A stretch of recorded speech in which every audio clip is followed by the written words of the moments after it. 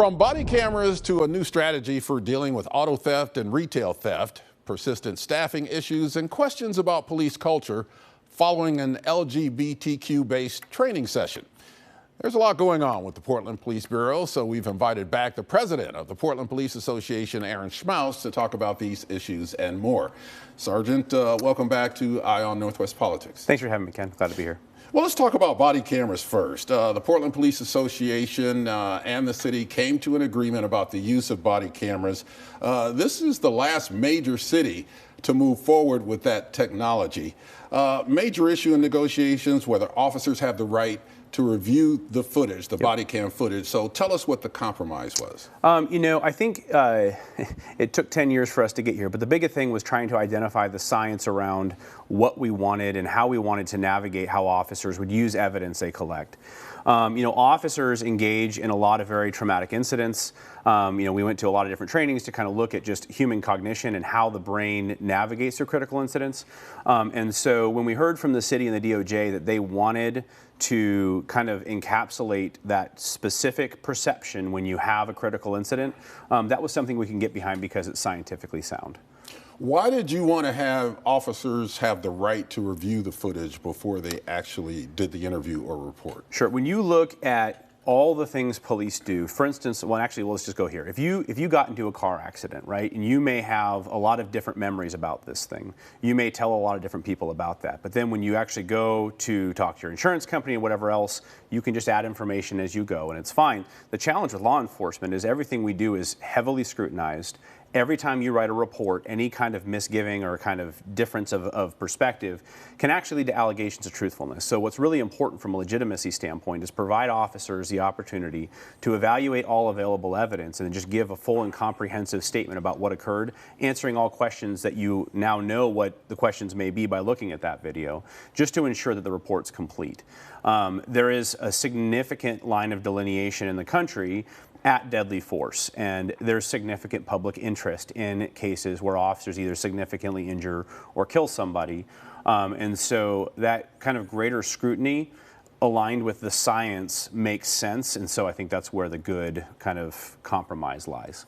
Officers will have the ability to review the footage under certain circumstances. What are those circumstances? Well, in just general course of business, right?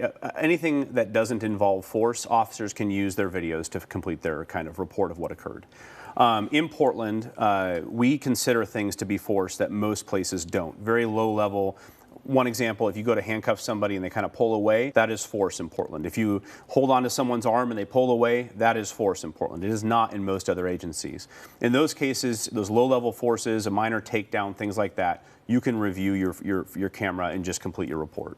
If you engage in force that, tasing of somebody who's mentally ill, obviously the use of force on people who are mentally ill is hugely impactful. In those cases where somebody's admitted to the hospital, or in the highest levels when someone is significantly hurt or killed, there's two different process navigation points. The first being that lower level, you give a statement at the scene to your sergeant, and then you go and complete your report, and that statement is recorded. The second, if it's deadly force, you'll give an interview, and that interview is a cognitive kind of perceptual statement about what occurred, just the basic who, what, when, where, why, and how. And then you'll go and you'll watch your video, both parties will, and then you'll come back and complete the interview, navigating any differences that might exist or also answering any further questions the investigator may have. What do you say to people who say, well, you just want the right to look at the video so you can change your story if the video doesn't match up with what you said the first time? So if there was any evidence that that was a problem in our country, somewhere in the range of 50 to 60% of agencies that have full pre-review, I think we would see that by now. And the video is the video. Again, allegations of truthfulness are huge for police officers, and we need to navigate those things well.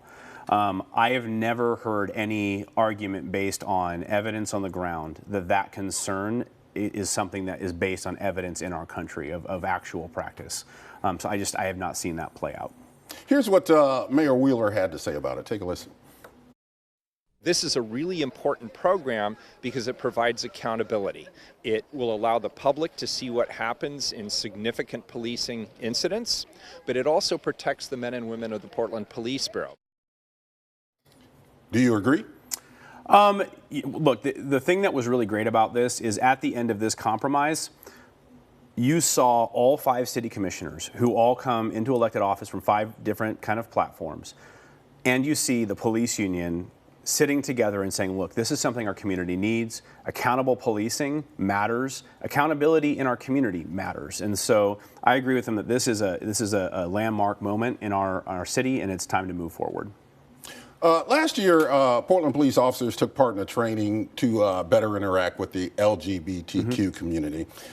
Most of the anonymous comments by officers after the training was positive. Yep. I have to point that out.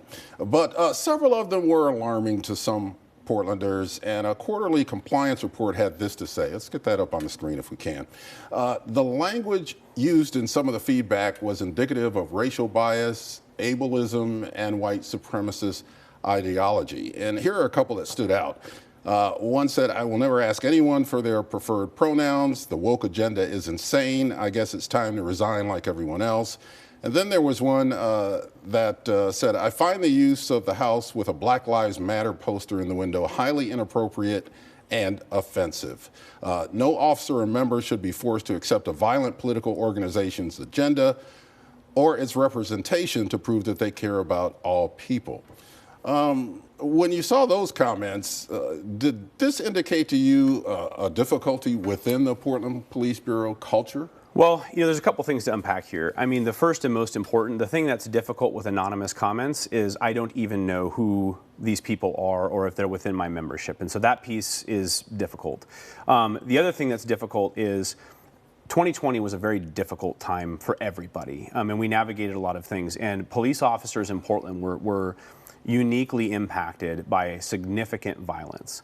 And so I am not surprised, again, to hear people, because again, you have the Black Lives Matter movement, which has a lot of really important things that we need to discuss. But you also had people who were trying to and were assaulting police officers while declaring affiliation with that kind of ideology. And so it became very difficult for police officers to navigate.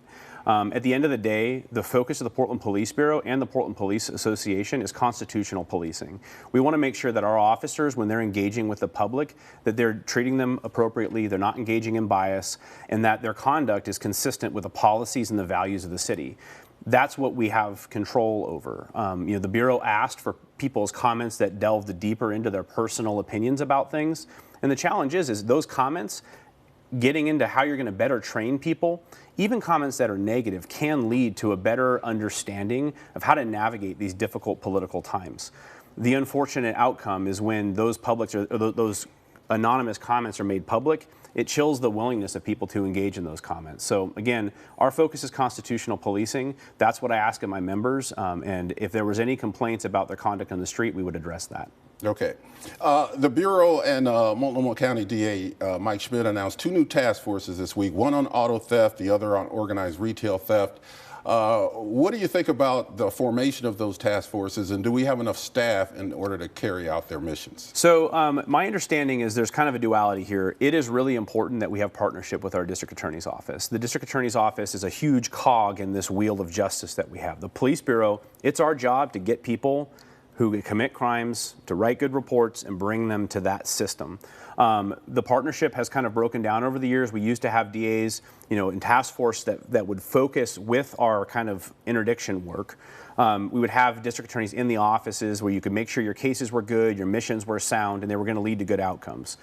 This partnership is critical. The breaking down of it led to less good work, and so I'm happy with the partnership. Sergeant Aaron Schmouts, thank you for coming back on Eye on Northwest Politics. Yep, thank you.